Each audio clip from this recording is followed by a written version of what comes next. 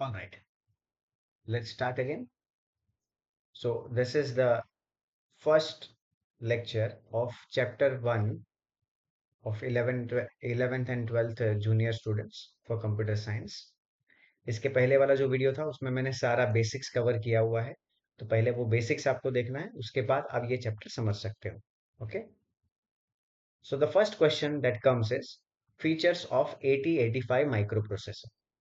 Okay, पहला है it is 40 pin IC. ये जो आईसी है, इंटीग्रेटेड सर्किट जिसे बोला जाता है. आईसी का मतलब है integrated circuit. Integrated circuit. It is a dual inline package. DIP बोला जाता है उसको. डीआईपी, दोनों तरफ पिन्स होते हैं. Suppose this is your IC diagram.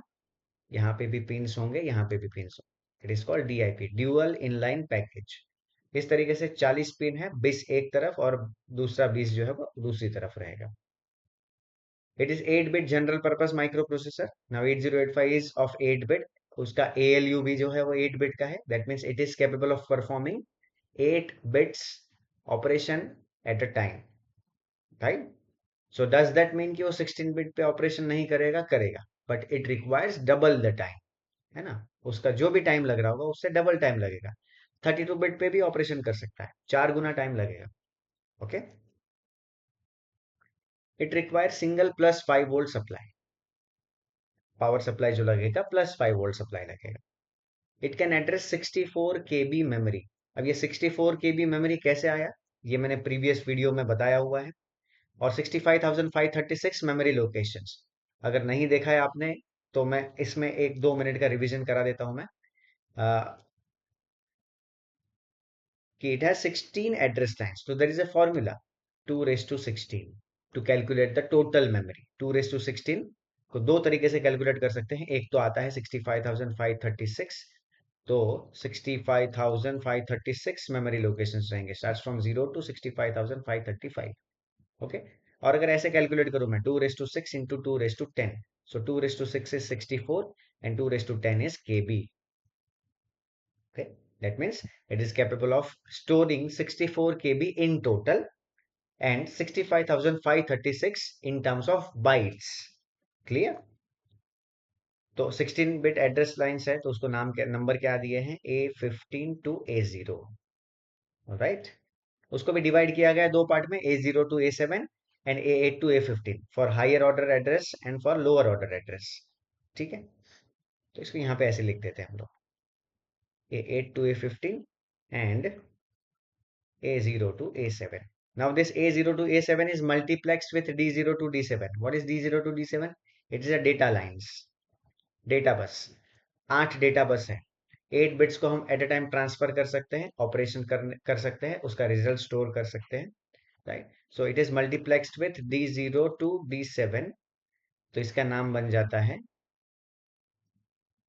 AD0 to AD7. AD0 to AD7. तो ये मल्टीप्लेक्स बस से हम क्या कर सकते हैं, एड्रेस भी ट्रांसफर कर सकते हैं, डेटा भी ट्रांसफर कर सकते हैं. सी, एकदम सिंपल मैं बताता हूँ. ये बस है, इसको पता नहीं है कि इसमें से जो जा रहा है वो क्या है. एज लाइक अ व्हीकल बस.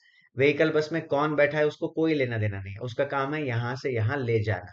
सिमिलरली ये बस भी क्या करेगा, यहाँ से बिट उठाएगा, यहाँ तक लेके जाएगा. ठीक है, उसको नहीं पता है कि एड्रेस है कि डेटा है, लेकिन पहले एड्रेस चला जाएगा, उसके बाद वो फ्री होने के बाद डेटा कैरी कर सकता है. ठीक है, this will understand in detail in architecture and pin diagram. AD0 to AD7 क्या है, बाई डायरेक्शनल है, क्योंकि वहां से डेटा आना भी है और जाना भी है. जबकि A8 टू A15 यूनिडायरेक्शनल बस है, उसमें से सिर्फ एड्रेस आएगा, सिर्फ एड्रेस प्रोसेसर से जाएगा, वहां से कुछ भी मेमोरी से कुछ भी रिटर्न आने वाला नहीं. ओके, ये आईसी है. ओरिजिनल आईसी का मैंने फोटो डाला हुआ है. 40 पिंस. ये नॉच है, this is called notch. This is your pin number 1 2 3 4 5 6 7 up to 20. यहाँ पे 21 22 अप टू क्या रहेगा, 40.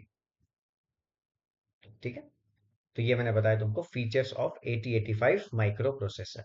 वाइवा में पूछा जा सकता है, they sometime ask in theory exams also.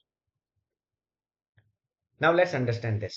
अगर आपको ये समझ में आ जाता है, then we can start with an architecture of 8085, वो मैं आपको एक्सप्लेन कर सकता हूँ। ठीक है, आपको समझ में आएगा इसके बाद। तो अभी फीचर्स में हमने देखा कि 8085 has 16 address lines. Good, 16 address lines. So what is the formula to calculate memory? 2 raise to 16। 2 raise to 16 क्या आया था? 2 raise to 16 in terms of memory location it is 65,536 लिखा है यहाँ पे। ओके, और अगर इसको मैं ऐसे कैलकुलेट करता हूँ 2 raise to 6 into 2 raise to 10, तो वो आता है 64 KB। One and the same thing मैं आपको बताता हूँ। 65,536 मेमोरी लोकेशंस में 65,536 बाइट्स ही स्टोर होगा, और 65,536 बाइट्स का मतलब है टोटल कितना बाइट्स हुआ? 64 kilobytes. As simple as that. ठीक है, सो दिस इज माई 8085।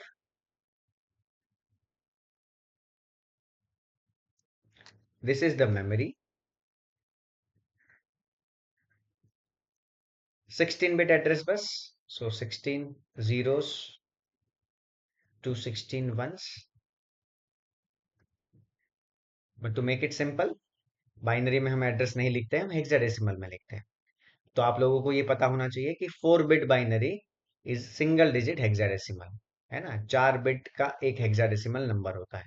तो 16 जीरोज है यहाँ पे, मतलब 4 जीरो हो जाएगा वो, और 16 वन है यहाँ पे, मतलब वो 4 F हो जाएगा। 1 F is 1111।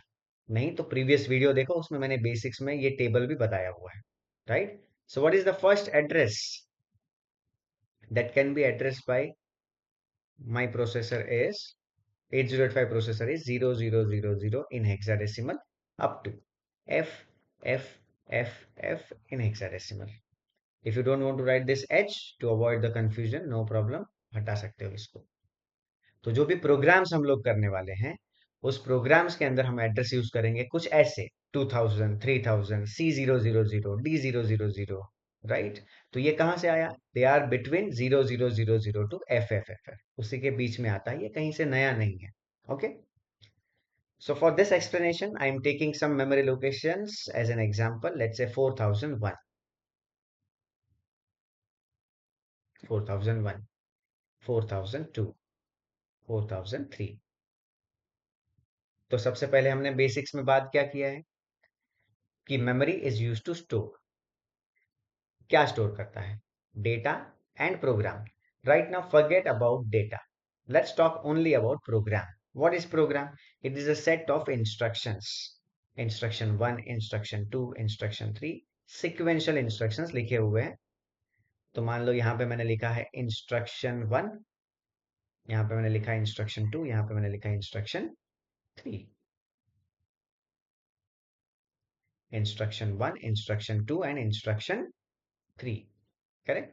Now this processor 8085 wants to execute instruction number 1, instruction number 1। तो कैसे काम चालू होगा इसका? सबसे पहले जो रजिस्टर चेक किया जाता है by 8085 is called PC, program counter. It is a 16-bit register. वो क्या स्टोर करता है? एड्रेस स्टोर करता है। किसका एड्रेस स्टोर करेगा? नेक्स्ट इंस्ट्रक्शन का एड्रेस स्टोर करेगा। It is use to store an address of next executable instruction. This is the definition of program counter. They ask it for 1 mark, है ना? Program counter is a 16-bit register used to store address of next instruction या next executable instruction. So what is the next executable instruction in this case? Instruction 1।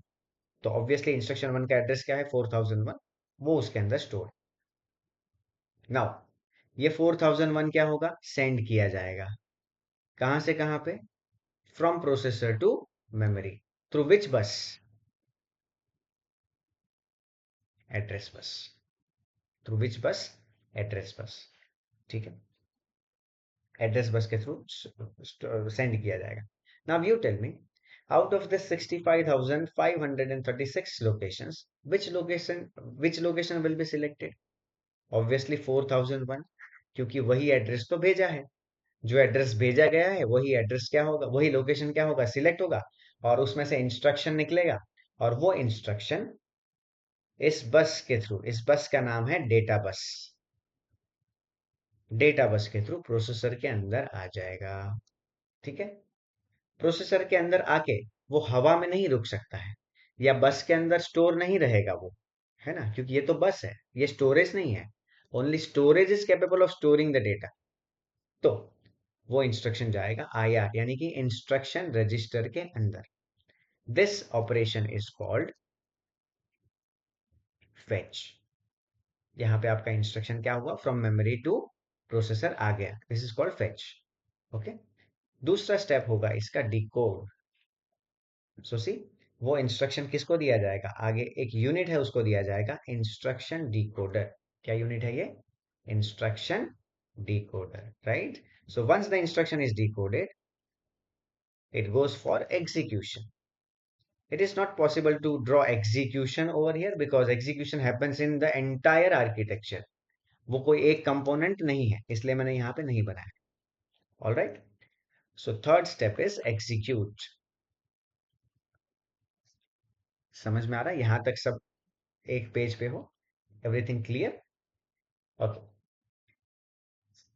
So one more time, 8085, there is a register called PC, program counter.